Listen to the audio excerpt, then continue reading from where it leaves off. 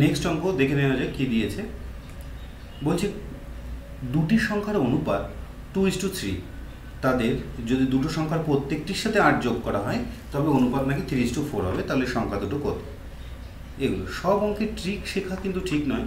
আমার মনে হয় সিম্পল ওয়েতে যে অঙ্কগুলো করা যায় সেগুলো সিম্পল ওয়েতেই করা উচিত, নাহলে পরীক্ষার সময় খুব তাড়াতাড়িতে কিন্তু আমাদের মনে কম পড়বে। তার জন্য সিম্পল ওয়েতে সবসময় অঙ্ক শিখতে হয়। দেখো এদের ফ্যাক্টগুলো জেনে রাখলেই হয়।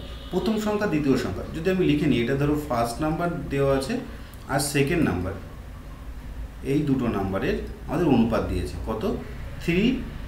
2:3।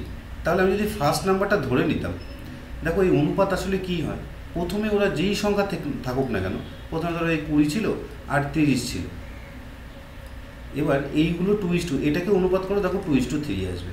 তাহলে এই অনুপাতটা আসলে আসে কোথা থেকে? একই সংখ্যা, দুজনের মধ্যে একই সংখ্যা ভাগ করে বা গুণ করে এই অনুপাতটা আসে।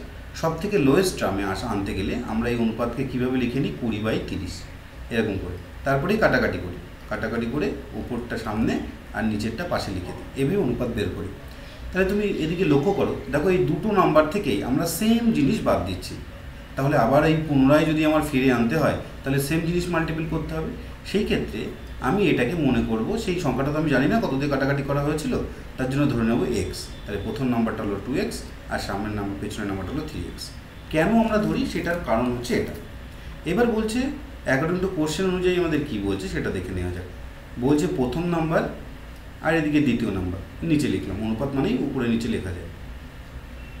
প্রথম নাম্বারের সাথেও নাকি 8 যোগ করলে আর দ্বিতীয় নাম্বারের সাথেও নাকি তুমি যদি 8 যোগ করো তাহলে তাদের নতুন যে অনুপাত সেটা হবে 3:4, অর্থাৎ 3/4। এটা ক্যালকুলেশন করলেই আমরা অ্যান্সারটা পেয়ে যাবো, এক্সের ভ্যালু পেয়ে যাবো। এগুলো মুখোমুখি করবো। দেখো যার অ্যান্সার, যাকে গুণ করলে, এই যে এক্সের সাথে একে যদি গুণ করবো, ক্রস মাল্টিপল মানে কোনাকুনি গুণ, এদের সাথে যে এদের গুণ করবো, তো গুণ করার আগে দেখতে হবে আমার 4-এর সাথে 2 গুণ করলে 8 হয় আর 3-এর সাথে x গুণ করলে 9 হয়। তো যেটা বড় হয় সেটা পাতানোই আগে ভালো, তাহলে মাইনাস আসবে না। এদিকে 9x আর 3-এটা 24, তারপরে 4 দিয়ে গুণ করবো, 8x প্লাস 4-টে 32। তাহলে 8x এপাশে যোগ আছে, এপাশে নিয়ে আসবো, সমান সমান এপাশে আসলে সব একদম উল্টে যায়, মানে যা ছিল তার উল্টো সাইন যুক্ত হয়ে যায়। প্লাস 8 হলে এপাশে -8 হয়ে যাবে। এদিকে 32 ছিল, 24টাকে আমি ওপাশ থেকে এপাশে নিয়ে আসছি, তার জন্য বিয়োগ করব। ঠিক, তাহলে এখানে আমাদের এক্সের অ্যান্সার x সমান সমান কত আসছে? দেখো 8ই এসেছে। তাহলে এবার আমাদের সংখ্যা দুটো কি? এই যে সংখ্যা দুটো, এই যে এক্সের ভ্যালু পেয়ে গেলাম, সেই আগে কত ভাগ করেছিল সেই নাম্বারটা পেয়ে গেলাম, এক্সের ভ্যালু 8। তাহলে 8 দুগুণ, প্রথম নাম্বারটা হলো 16 আর দ্বিতীয় নাম্বারটা হলো 3-8-এ 24। আশা করি তোমরা বুঝতে পেরেছো। Thank you.